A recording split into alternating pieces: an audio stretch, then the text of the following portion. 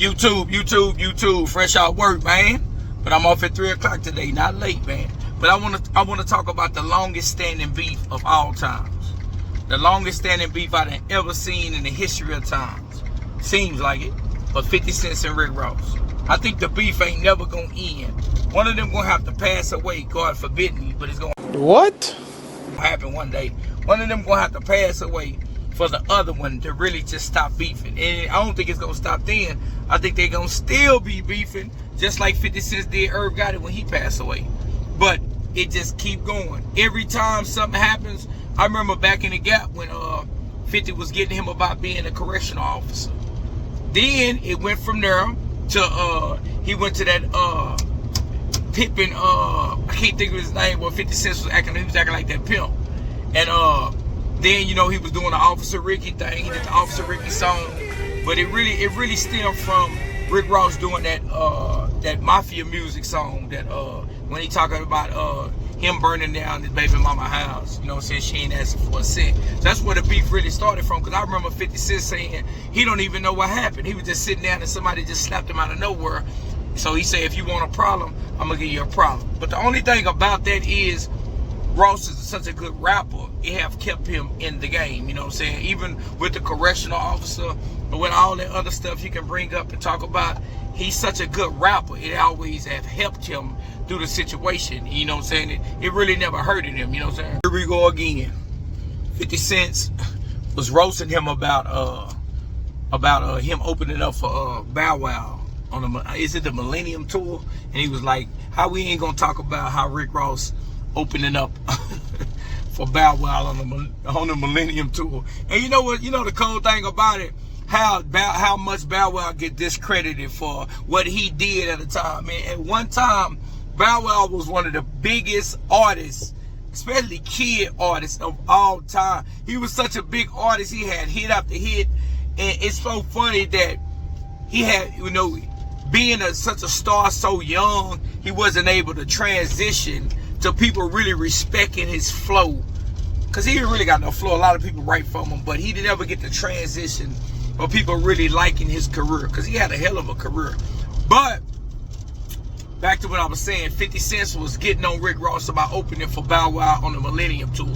So now they going back and forth, and I seen another video with Ross coming back and 50 Cent saying, talking about his studios. Because 50 Cent had got a film studio he supposed to have been opening in Lake Charles. And I see Rick Ross saying something about why it haven't opened yet. He know why it haven't opened. Like 50 Cent don't got the money to open it. And I was thinking, like, that's a big film studio. It's gonna take a little time. I think Tyler Perry took a little time to get his film studio together. So today I see Rick Ross posting pictures of the film studio, asking 50 what's going on, and then talking about buying 50 Cent's masters. What, buying 50 Cent's masters? You know how much that'll cost? You know the smashes that 50 got in his discography? Ross got big songs. He got big songs, don't get me wrong, but 50 Cent's got smash songs. 50 Cent's got, I think at the time 50 Cent had dropped 2 albums, and I think he was already 22 million deep off just 2 albums he done sold. 22 million albums. You know what I'm saying? So 50 discography is crazy. His songs, he got smash hits. I think 50 was, at one time 50 was bigger than Drake. Now I think Drake has continued his career longer than what 50 have done, because 50 kind of stalled out after his third album, and he started doing things more independently. And I don't think he was with Interscope no more. So you know what I'm saying, he started doing his own thing independently, and people don't realize, like, you can sell a lot of less albums independently and still make more money, because you know what I'm saying, most of the boatload of the money comes to you. But to buy 50 Cent's discography, if you got people like Future selling their discography for 300 million and stuff like that, the asking price for 50 Cent's, like just that one album, Get Rich or Die Trying, would be crazy. And I don't know, right? Ross got that type of change, you know what I'm saying, to do that. I know they just, like you say, this rich people problem. They're going back and forth, talking about what this person ain't got, what this person ain't got, and they both rich, living in mansions, doing big things, and living that rich kind of lifestyle. So I don't really see what this issue with either of them, why they really beefing, you know what I'm saying? But I think that's just a beef that's gonna last forever. I think 50 Cent was so blindsided for how Ross came at him. And I know it led back to a DJ Khaled thing and all that. You know, 50 Cent had a little beef with him.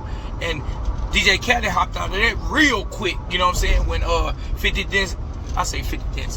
Cent did this video on DJ Khaled. Like, some dude showing up to DJ Khaled's mom's job while she was asleep. And that was kind of scary right there, man. And I think they end up deleting that video, man. But when you start doing stuff like that, that's scary. And you put innocent people in a situation. So, and I even seen Ross today getting that 50 Cent's mom. Like, when y'all start crossing the lines and start going there, y'all getting too much money to go there. And for y'all not to really have no genuine beef, for y'all to shot at each other or had a fight or anything, y'all just throwing words around at each other, man. I don't think you had to go there when you got Rick Ross on her talking about 50 Cent's mom. And you know 50 Cent's mom was dead. You know, is dead. And that's a big point of what 50 Cent be talking about, like his movie and his music, you know what I'm saying? And that, I think that's why 50 Cent is the kind of person he is. He's so cold, because that loving the normal person will feel, I don't think he got that loving. And I think he kind of built up a wall without his mama being around. But 50 Cent, he's not going to stop. Ross not going to stop.